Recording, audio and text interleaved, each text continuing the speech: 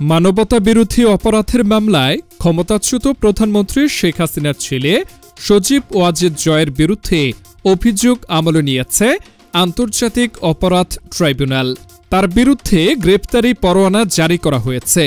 একই সঙ্গে সাবেক আইসিটি প্রতিমন্ত্রী জুনায়েদ আহমেদ পলক, সাবেক আইনমন্ত্রী আনিসুল হক এবং সাবেক প্রধানমন্ত্রীর বেসরকারি শিল্প ও বিনিয়োগ উপদেষ্টা সালমান এফ রহমানের বিরুদ্ধেও আনুষ্ঠানিক অভিযোগ গ্রহণ করে ট্রাইব্যুনাল।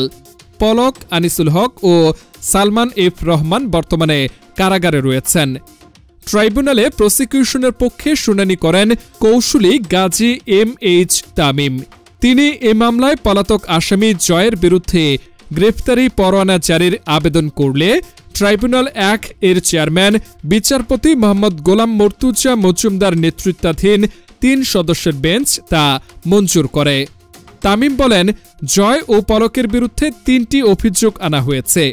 এসব অভিযোগের মধ্যে রয়েছে গত বছরের ১৪ জুলাই রাতে পলকের ফেসবুক স্ট্যাটাসে আন্দোলনরত শিক্ষার্থীদের উস্কানি, জয়ের পরামর্শে ইন্টারনেট পরিষেবা বন্ধ করে তথ্য গোপন এবং অপরাধ সংগঠনে সহায়তা করা। আগামী ১০ ডিসেম্বর মামলার পরবর্তী শুনানি অনুষ্ঠিত হবে।